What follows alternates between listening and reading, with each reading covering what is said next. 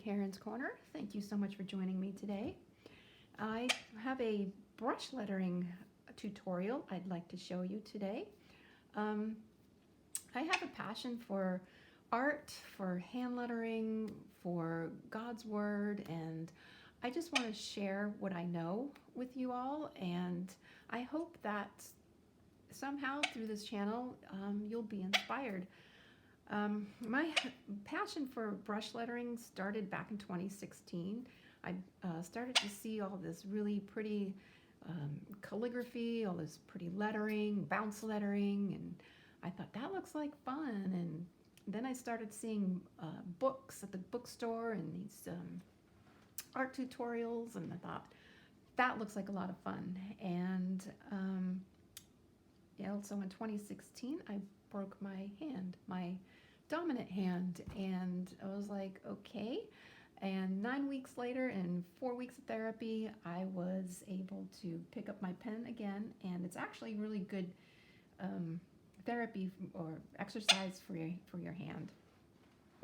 So yeah, this is I get lost in this some days, and it's just really relaxing, and I'll turn on some music or just to go along with the mood of wanting to just chill and relax. And sometimes it's just making these basic strokes, and these strokes are the foundation of brush lettering. If you can master this is so easy. You've got it made.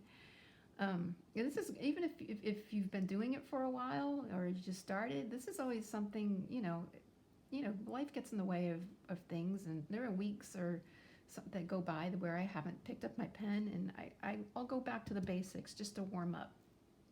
So what you're going to need for this is these worksheets, which I will link in the description. These are free, no charge for these. And you're going to need tracing paper. This is Canson tracing paper. I like Canson. Any smooth tracing paper, not all tracing paper is created equal. I did buy some from Amazon that turned out to be just tissue paper, like the kind you would wrap gifts with, which is fine. You can still use that. But if your pen is new and it's really juicy, it will tear the paper. And there's two sides of that tissue paper. There's the shiny side and the not so shiny side. You want the shiny side to write on. The other thing you're going to need is this Tombow Fudenosuke pen, or any small tip brush pen will work. If you happen to have a light box that you can use, that will work. That's great. I have a light box that plugs into my desktop, and if you're using a light box, you'll need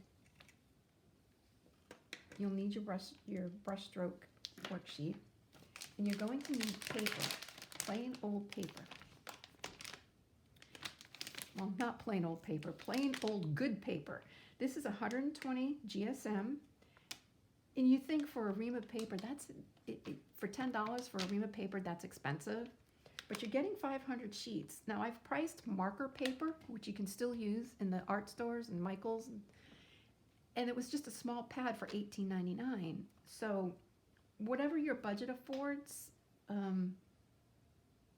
or whatever you prefer to work on, you might just want to buy the pad in the store where it's bound. That's okay. Or I don't know how much it would cost to have a few sheets of this bound at an office supply store. You can always do that. That is an option.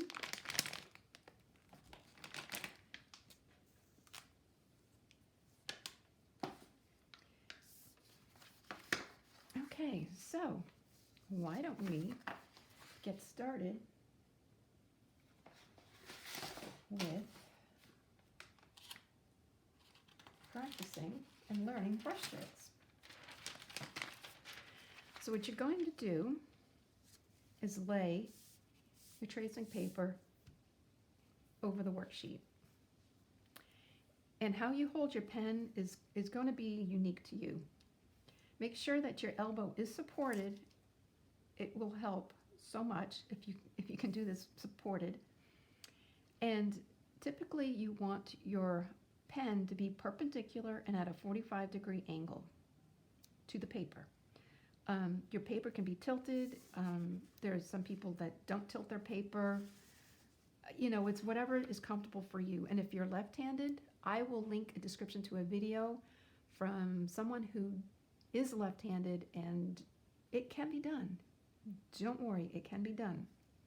If you are, regardless if you're right-handed or left-handed, your pen cannot be here.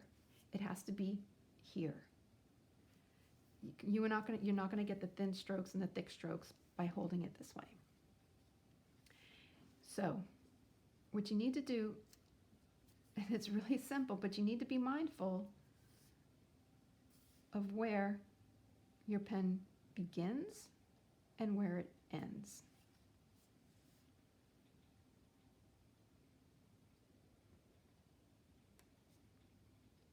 So start at that very top line and come all the way down to that baseline. Take your time. There's no rush. You don't have to complete X amount of lines in X amount of time. Put on some nice music and be really mindful of where you start and stop. These are the foundation strokes of brush lettering, and these are great to go back to if you haven't been doing this for a while, or you know, there's weeks that go by and I don't pick up my pen. And this is just a great warm-up. Even if you're starting out, you need to warm up. It's like exercising any kind of muscle. And instead of moving your hand, move the paper.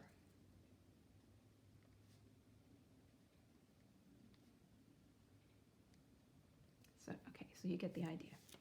That is the downstroke. Downstrokes are always thick.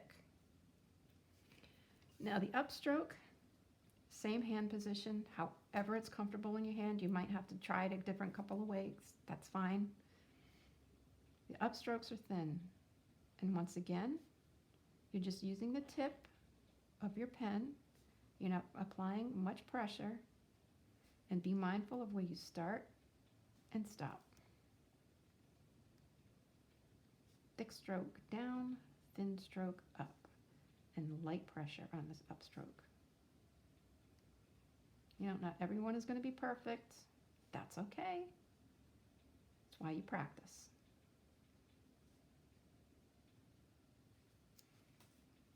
And then the challenge stroke,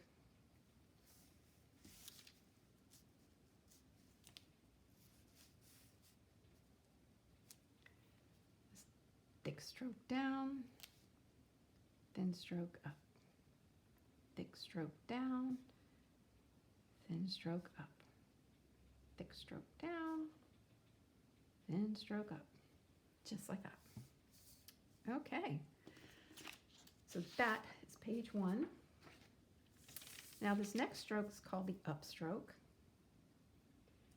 And once again, you want to be mindful of where you start and where you stop. And what helps me a lot of times is if I count. So if I go 1 1,000, 2 1,000, 1 1,000, this is where I start to ease up on my pressure and come up for that thin stroke. 1 1,000, 2 1,000, 1 1,000, 2 1,000. And don't be afraid to push down on that pen. You're not going to hurt your pen. The only other thing I recommend is occasionally picking up your pen after every few strokes and rotating it so that you get even wear and tear on your pen. Okay. And a lot of times what I like to do is when I'm freehanding,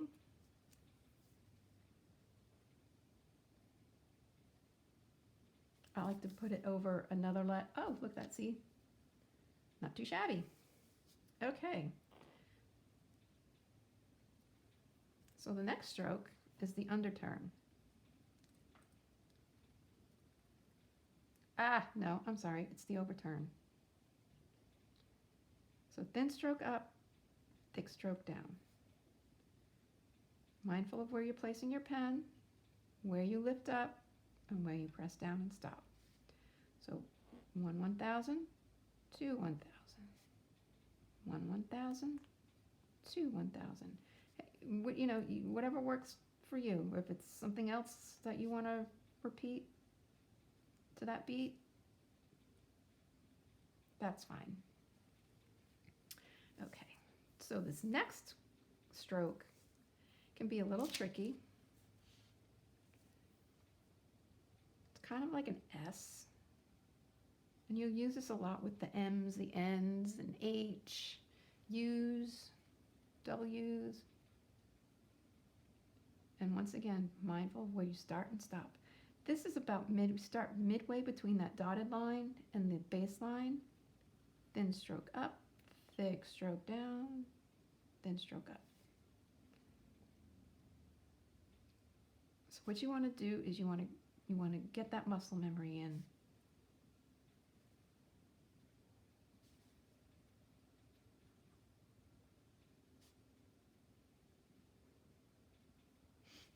It's a little thick there. Mindfulness. Okay, so we have this challenge stroke.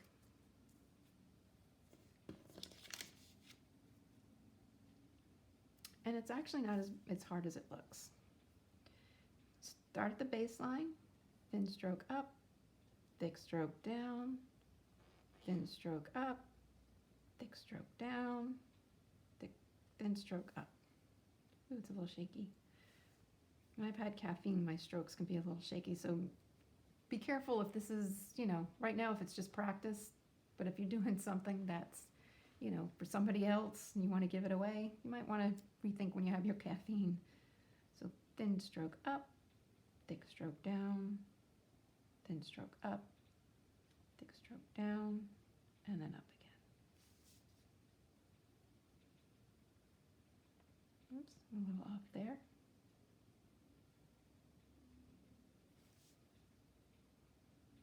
Thin stroke up, thick stroke down.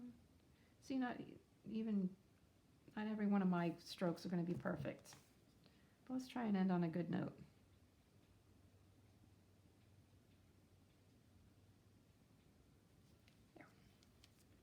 There. Okay, so that are those strokes. And the more you do this, the easier it'll get. Okay, so we have this loopy stroke. This would be like an ascender stroke. And you'd use this on your D's, H. So it's thin stroke up, thick stroke down. Thin stroke up, thick stroke down. Thin stroke up, thick stroke down. And I can still go 1/1000, 2/1000. Always being mindful where you start and stop. And you don't have to rush through this. Let me see, I need to turn my paper.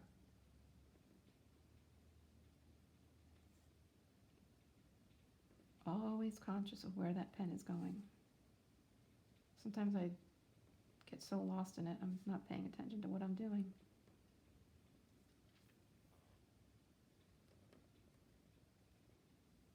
Just like that. Now this next stroke is a descender stroke. You use it for P's, J's, Z's, Y's. And it's just thick stroke down, thin stroke up. Thick stroke down, thin stroke up.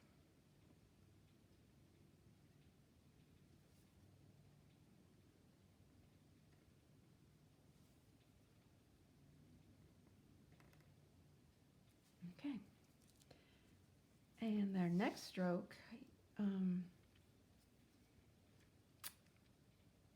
need to use this for a D, an L, and once again, thin stroke up, thick stroke down. And when it's usually about here and here, the 12 and 6 o'clock is when you want to start to lift up on the pressure.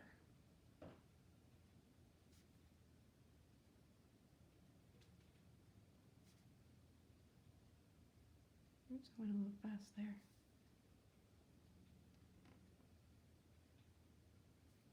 Okay, now this is where it can get a little tricky, is making O's. O's aren't always the easiest to do.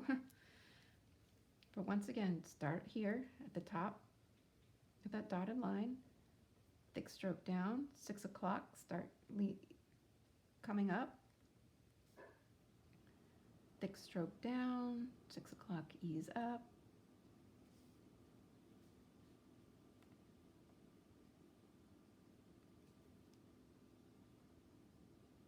I think O's, they look easy and they can be a little tricky. And always be conscious of where you start, where you lift up, and where you stop. Ooh, that was bad. Ah.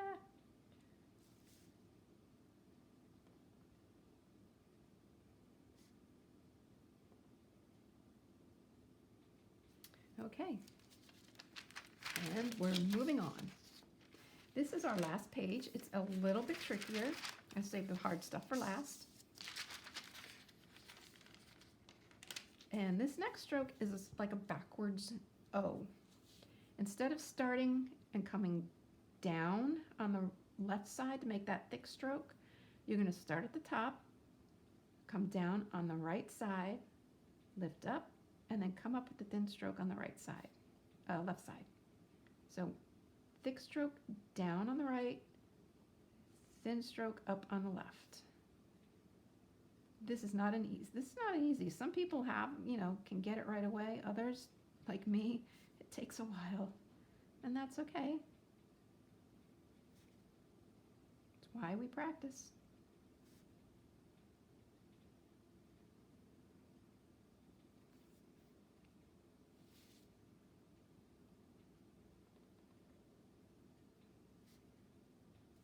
Okay. Now this next one,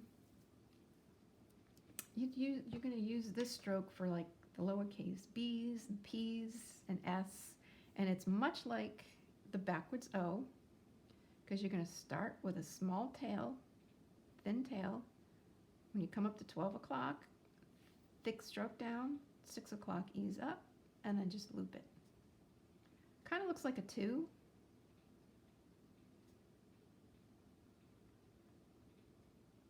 I think it's a little bit easier than making that backwards O.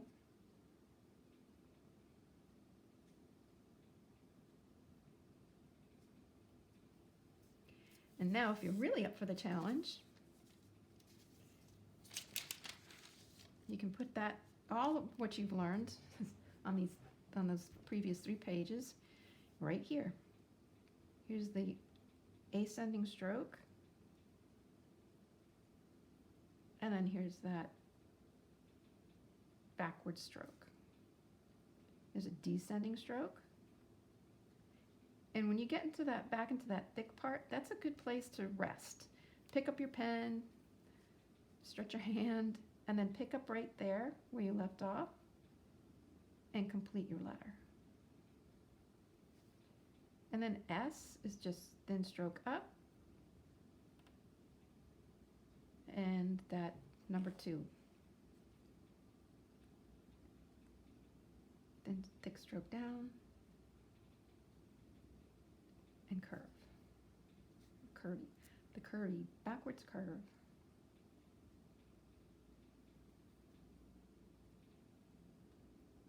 I do recommend picking up your pen when you can. I mean, even here, I could still pick it up, which honestly, ending a stroke in a thick line like that is probably the ideal place to stop, to give your hand a rest.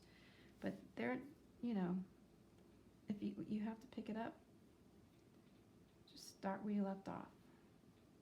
I usually screw things up when I do that, but